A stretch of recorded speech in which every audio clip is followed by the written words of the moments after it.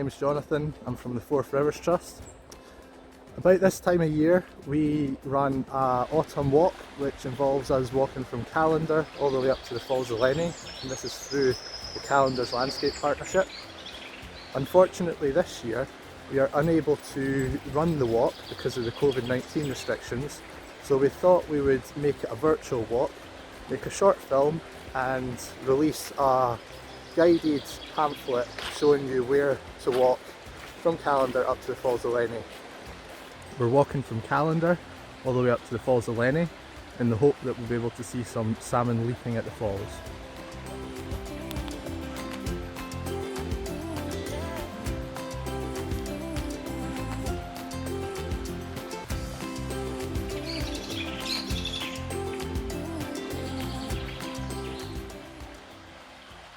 The life cycle of a salmon starts as an egg. Adult salmon create a nest-like structure called a redd by moving gravel with their tail to hollow out a section of the river. The female salmon lays her eggs into the redd, whilst a male salmon fertilises them. Once the eggs have been laid and fertilised, the female salmon then covers the eggs with gravel for protection. The eggs then stay in the gravel for a few weeks and continue to develop into salmon. The next stage of a salmon's development is called an alvin, and this is when salmon has started to develop within the egg and uses a yolk sac to continue developing. Once the yolk sac has been used up, the salmon has developed enough to emerge from the gravel and start to eat bugs and beasties found in the river. This stage is called a fry. The fry stage of a salmon's life is their first year of living. The next stage after a fry is called a par, and this is when the salmon is usually between 1 and 3 years old. Juvenile salmon usually live in a river for between 2 to 3 years. In either their second or third year, the salmon will make a decision to head out to sea. This stage is called a smolt. The salmon undergoes different changes as it becomes a smolt and starts migrating down the river to head out to sea. Smolts usually travel down the river between April and June, and once in the sea they undergo a rapid expansion in size due to there being more food for them to eat. They will then stay out at sea for either 1 or a number of years, growing in size. Once the adult salmon has developed enough, it will then return to the river that it spawned in to restart the whole process all over again.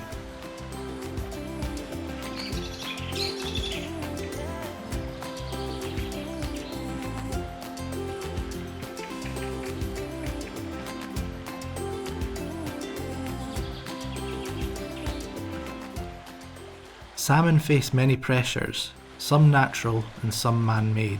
Salmon have adapted to the many natural pressures such as waterfalls, natural predation and more, but the man-made pressures can have a massive impact on fish populations in a river.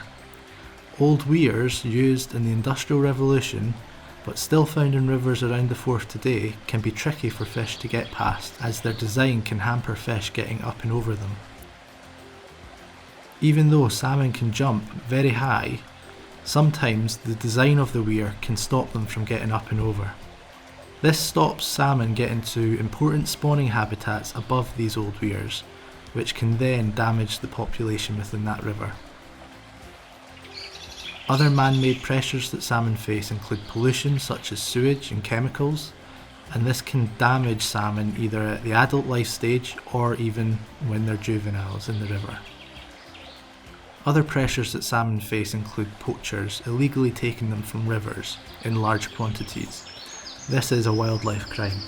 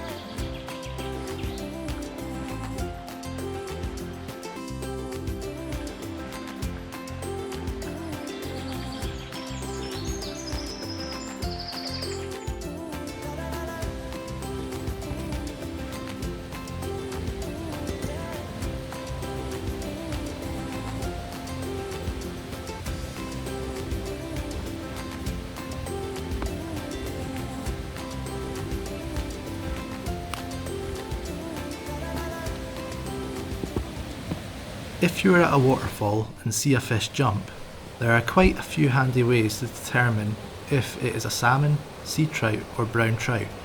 Salmon are generally the larger of the fish, but it isn't always the case.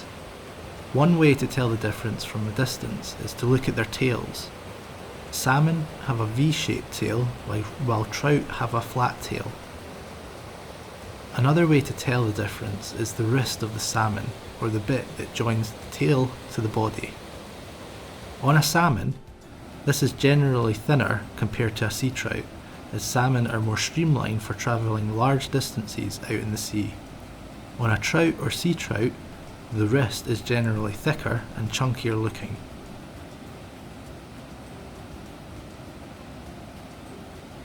Unfortunately, we weren't able to spot any salmon leaping on the day we were at the falls, but I have included some underwater footage of salmon we have previously captured on camera.